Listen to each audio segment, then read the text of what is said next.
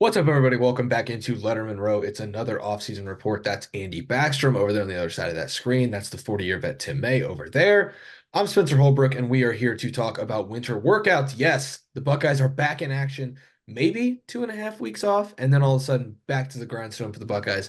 Winter workouts started on Tuesday for this program. The new transfer additions, the new 2024 signees who enrolled early, all on campus now for the Buckeyes, and we are going to break it all down. Andy and Tim, we're going to each pick one offensive guy, each pick one defensive guy to break out here during winter workouts and maybe show up spring practice looking a little better than they did when we last saw them during Cotton Bowl prep. Tim, I'm going to start with you. I'm going to start on the offensive side. Who you got? Jeremiah Smith, wide receiver. Final answer. Why? Isn't he working out this spring? Yeah, but like why? I want a breakdown, Tim. I'm supposed to expound because I watched the video of him and everything else, and I've read all about him, and I literally have not gotten to meet him face to face yet. I'm looking forward to that. But this guy is the real deal.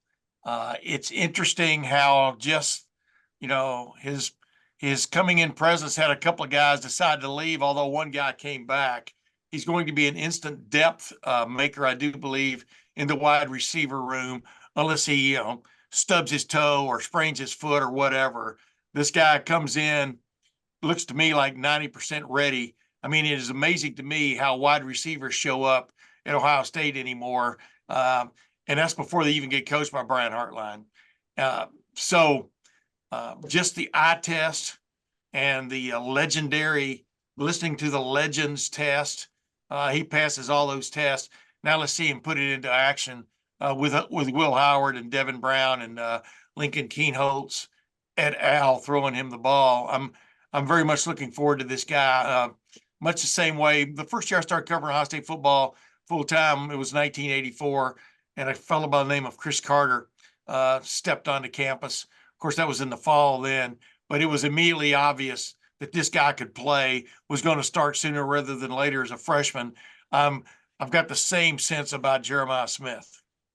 Andy, I feel like you're going to stay close to the room that Tim's in. Where are you going with your winter breakout or guy you're watching for here during winter workouts?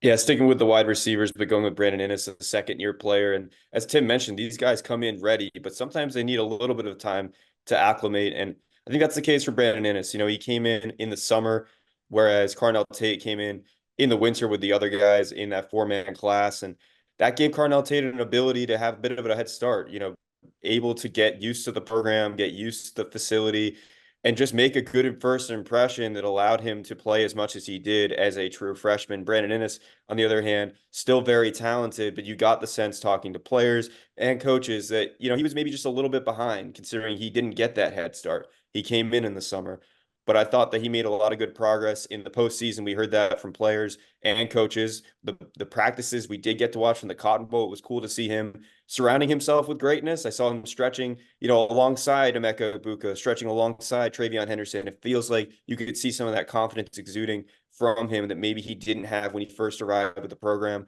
I think he's got all the talent in the world to be that next slot receiver for Ohio State with Emeka Egbuka coming back. He's probably going to slide out wide. We saw him out wide more for the Cotton Bowl. I'm expecting him to take that step as the receiver in his senior season. That opens up the slot for someone like Brandon Inniss to come in and seize that starting role. So I think this winter is going to be really important. This is time he didn't have last year, and it's a time for him to kind of take on this opportunity and prove that he can be one of those starters. Yeah, too bad that Cotton Bowl was such a disaster offensively because you just thought you were going to get to see some of these things, right, Andy? And now we got to wait till the spring game. Yeah, I'm going to go up front with a guy who I think had high expectations last year. We went to Big Ten Media Days in July, and all of a sudden Ryan Day's talking about a true freshman competing to be one of the starting offensive tackles. Now in year two, he's got a chance to usurp one of those guys on the offensive line, whether that's at guard or tackle. I think he's versatile enough to play both. Probably could play tackle in the future. If not now, if not then, why not now? So I'm going to go with Luke Montgomery. You have another winter workout with Mickey Marotti. You have another spring practice with Justin Fry. You've got more camaraderie with that offensive line. You're a year older. You're a year more physical. You're a year more experienced. You got some experience as a true freshman. Put it together, have a good winter workout. And I think if he does that, you could go into the spring talking about, hey, can Josh Fryer play guard if Luke Montgomery plays tackle? Who plays tackle if Luke Montgomery is at guard? And can he be on the same path that Paris Johnson was on, where your Paris was a 5-star prospect, Luke's a borderline 5-star prospect coming out of high school? Can he go from guard as a sophomore to tackle as a junior and then go on to the NFL? Like, that's not out of the realm of possibility. And so I think it starts with this winter workout. After a full developmental year, a little bit of playing time, can Luke Montgomery take the next step and become one of those starting 5 in the offensive line? That's a huge developmental jump, but it's something that I'm not going to put past the Findlay native as he goes into year 2. I thought we were going to get to see him play as the year went on last year, go in there and play some, in the real deal, the real moments and stuff. And I'm still not clear on why that didn't happen a little bit more. Cause like you just said, Spencer, he was raved about, coming out of the spring, at least from what I was listening to, and even going into fall camp, but they just kind of stuck with those 5, you know, and it was just interesting to me. It just seemed like if there was competition going on in that room, it seemed like we would have seen it on the field. And so, yeah, Luke Montgomery, this is his moment, I think, to really step forward. Well, I Uh, think he had an opportunity. I just gonna say, I think he did have an opportunity to play. He was in that Bison package to start the year. Just I don't think True. maybe he was as ready as they needed him to be to continue in that role because we saw them deviate. They even tried Caden Curry in a fullback role to help with blocking. They even tried Tegra Shabola in the Cotton Bowl in that Bison package. So Yeah. I think that Luke Montgomery had an opportunity. It's just maybe he wasn't exactly ready, and that's okay. By the way, I had to straighten my camera there because it looked like I was Batman going up the wall there when we first started. Go ahead now. But it, Andy made great points there while I was straightening my camera. Yeah, it's interesting that like they had him on the field, I think, against Indiana, and like in the very first game of the year. And then as the year went on, that role dwindled a little bit. But that's not, like you said, Andy, that's okay. You're allowed to develop as a freshman. The guy in the transfer portal right now, Caden Proctor, he goes on the field at Alabama, starts at left tackle and really struggles, and rightfully so. Like the offensive line is the most developmental position in every college football program. You can't just go into the portal. There's not guys in the portal who are ready to start right away. Most of the time, they're developmental pieces who didn't pan out at their previous stop. You have to develop high schoolers. And Justin Fry, working on developing Luke Montgomery, is going to be one of the harbingers of how well this offensive line is in the future, because Luke Montgomery is such an important piece of that future. Andy, I'm going to stick with you. We're going to switch over to defense. If you've got one guy on defense that you're looking for a breakout for here this winter, who is it? I really like Hero Kanu. He's one of those guys that is just a sponge. And you say that with a lot of players that you see around the facility always getting some praise for the way they are in the meeting room. We see him with the media as a sponge, sitting alongside us in press conferences in the Woody, and just taking it all in. And he's still pretty new to American football, from Germany, played soccer for a while, and I think you're really just seeing those leaps and bounds you like to see from a player who's new to the sport and new to a program. And I thought he made a big jump from year 1 to year 2. He played only 90 defensive snaps this year, but it felt like he played more because when he was on the field, you noticed him. I felt like the Wisconsin game was one that stuck out in particular, where he was still playing meaningful snaps. It wasn't just garbage time snaps he got in 2023. Sometimes they were meaningful, including that game in Madison, where he made a nice tackle. And I think, there's moments like that in a game that wasn't out of hand. He's in the game and he's making an impact. You have Ty Hamilton coming back at defensive tackle. You have Tyleik Williams coming back at defensive tackle, but there's an opening there for that third role, which Ty Hamilton had the last couple of years. And maybe Hero Kanu can be that guy that steps up into that role as a rotational defensive tackle for Ohio State, because it seems like he has Larry Johnson's trust in just 2 years with the program. And I think that says a lot. So I think this winter is going to be huge for him to, Yeah. build on that momentum. I mean, I think we're all looking forward to it just so we can say and write his name more often. Because what better? I mean, the hero of the defense. I mean, Ohio State jumped in the canoe and went right down the creek. You know what I mean? All kinds of things you can go with there with Hero Kanu. But you're exactly right. You can see him learning the game. But boy, when he sees something and it totally makes sense to him, he's 100 miles an hour. You got to give that up to him. Exactly. Tim, who you got? I got Gabe Powers only because I think I picked CJ Hicks last year and felt really good about it. And man, I just want to see some of these practices. I just want to see what's going on. Why is CJ Hicks really that inconsistent? Or, I'm not going to say undependable because that's not accurate, but does he really go off on a tangent sometimes instead of playing his responsibility? Something's holding him back because, and it definitely is not talent. But with that said, with him basically replacing both linebackers, I think Gabe Powers is ready. I think he's bided his time. He has improved based on everybody you talk to. He's improved every week. Last week as the weeks went on and stuff. Got into special teams work, and I just think Gabe Powers, a kid from Marysville, is ready to take that next step and compete. I'm not saying he's going to win a starting job, but compete for a starting job. I think he's there just based on what I'm hearing. Yeah, he's an interesting option, especially because Tim, there were times where Ohio State rotated a lot of linebackers, even bringing back its top two linebackers from 2022. In 2023, there was a lot of rotation at that position, and Yeah. even more than at defensive tackle. Cody Simon was in the game a lot. Cody Simon may have been the best linebacker on the field for the Buckeyes in 2023. Just calling it how it is. Tommy Eichenberg and Steel Chambers were good, but I think Cody Simon may have been the best of those three. And Jim Knowles showed that he wasn't afraid to rotate linebackers. So if you have Cody Simon and Gabe Powers and CJ Hicks, and I would even throw Arvell Reese in there, it's somebody we're not going to Yeah. talk about, but we definitely will in the spring. If you've got four linebackers you can trust, and then Sonny Styles, who's a glorified linebacker playing safety and could play linebacker as soon as this spring, depending on where the Buckeyes want to take this rocket ship, then you're talking about a unit that's pretty deep and can rotate, can afford to rotate, can toy with different formations. So I think Gabe Powers is a great pick there, Tim. On the back of another great pick in Hero Canoe from Andy. I'm going to go back to the back end. We've got a defensive lineman picked. We've got a linebacker picked. You guys already know who I'm going to talk about because I do it all the time.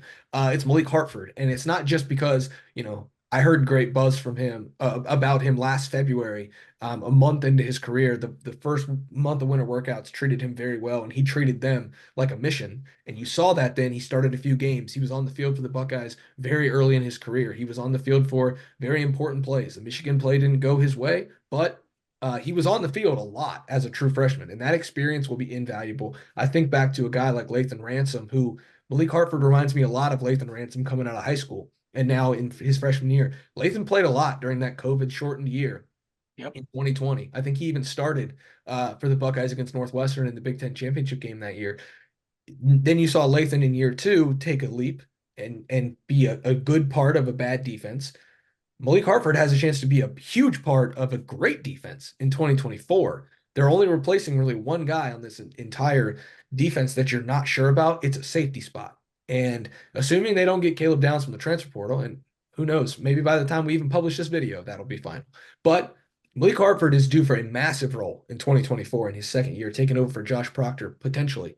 And if he has a good winter workout, the same way that he attacked winter workouts last time, if he attacks them his second winter, with the same vigor that he did his first winter, I think he's got a chance to be the starting safety for this Ohio State defense that has so much coming back. And that is a massive responsibility, but it's something that he trained for an entire year. Now he has to go into year two with that same mindset and train for it. If he does, you're going to see him in the spring, Tim, when they open up those doors for open practices, and 25 is going to be back there as one of the starting safeties.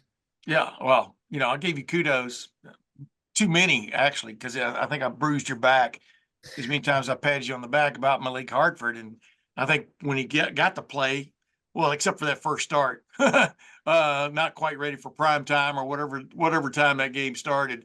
But the bottom line is he came along as the year went along, and clearly he's one of those guys to watch. I mean, just like you brought up a minute ago, when we get to watch this spring, and I hope we do get to watch a few times, especially with a new quarterback on hand, et cetera. But I'm really curious to see how they use Sonny Styles, because that could really open the doors for some guys, like Malik Hartford, to be on the field a lot more. And it's going to be an interesting spring, man, with all these guys back, but still these little ingredients that they still have to come up with, in my opinion, in the offensive line, in the secondary, possibly, definitely at linebacker, to get these new pieces involved. It's going to be a very interesting spring. Andy? Yeah, I like those picks from you guys. I think with Malik Hartford, he's another guy like Luke Montgomery we were talking about. It's okay if you're not exactly ready the first time you have to get extended action in a real game. I know it was Youngstown State, but it was still a start for him in week 2, which was a lot to ask of someone who is new to the program and is starting in a premier position in the back end. And I thought he was much better when he got to start against Michigan State Yeah. later in the season when Josh Proctor was out again. And I felt like that was a good progress report for Malik Hartford to see that and compare 1-to-1. Okay, how did he do against Youngstown State? And how did he do against Michigan State? And I felt like there was clear progress there. I think the coaching staff talked about that. As far as the linebacker position goes, Gabe Powers really impressed me last spring when we got to watch him, not only, as a linebacker in that second level, but also like in coverage too, as a linebacker, which I think is something that's super important and maybe wasn't always the best from Tommy Eichenberg, Steel Chambers. And so I think that's something to watch. But also another guy that, I think people forget about is Nigel Glover. He's still in that linebacker room. He came in late last year, transferred from Northwestern. And he really, it was going to be a redshirt year basically for him last year. But I think he's easy to forget about, but a really talented player in that room as well. There's a lot of guys that maybe have a little bit of a question mark next to them in that linebacker room. And I'm really curious to see who kind of emerges not only in the winter, but also the spring. It's easy to pick the highest ranked freshman. We did our best to not stray that way while also making sure to cover Jeremiah Smith because he is just that level of talent. And I appreciate Tim for bringing him up. And we could have just went with the few highest rated freshmen who were early enrolling. But that's no fun because there are second-year guys, third-year guys still waiting in the wings who can take over on roles in this defense. I told myself coming home from the Cotton Bowl on my flight home from Dallas, I'm not going to be the one who says that, Ohio State can win a national championship in 2024. I'm not going to do it because every spring and every fall, Tim and I get into that building. We say, this could be the year that, this is the most talent they've ever had. But then all these guys decide to come back and you're like, okay, what do we talk about other than national championship expectations? This is the perfect table setter for that, in my opinion, which is why I'm happy that Andy Backstrom and Tim may join me. What's up, Tim? I wanted to ask you, when you said that on the plane, did a bunch of Ohio State fans who were coming back on the same plane go, are you talking to yourself? Are you talking to us? Who are you talking to? Now You said that on the plane, huh? The stewardess told me to shut up and eat my crackers she gave me. You mean the flight attendant? Yeah. I think you meant the flight attendant. Yeah. Eat your chicken. The pilot came back and smacked me in the face and said, stop talking to yourself, you idiot. Yeah, eat your peanuts and be quiet. Exactly. Drink your water and go to bed. Dude, I'll tell you what though, man, before you go, I don't mean to keep bringing it up, but I'm telling you, this 2024 team is going to be special, in my opinion, unless a lot of calamity happens between now and September. Winter conditioning is clearly going to set the table for it, you do believe. But I mean, it's really interesting what Ohio State fans might have a chance to watch in 2024. And I know that's putting the cart way before the horse, but it's in Mickey Marotti's hands right now. And that's why we're talking about this right now. If these guys keep making progress, this could be a hell of a football team, I'm telling you. Yeah, I think winter conditioning becomes even more important now that it's a 16-game schedule or 17-game schedule to win a national championship. The games are won in September, October, November. The championships are won during winter workouts as the Buckeyes get back to work on Tuesday. They're a few days into it now. Those guys are sore already. Lettermen Row is going to be there to cover every angle of it as best as we can. Go to the Lettermen Lounge message board. Get all of that coverage. $1 for your first month. We're popping over on the message board. All of the premium content that we have at lettermenrow.com. Tim May's content resides there. Andy Backstrom's and mine, Spencer Holbrook, Alex Lightman, and Matt Parker over on the recruiting side. A lot more coming at lettermenrow.com. Make sure to stay tuned to that. We'll see you guys back over there at lettermenrow.com.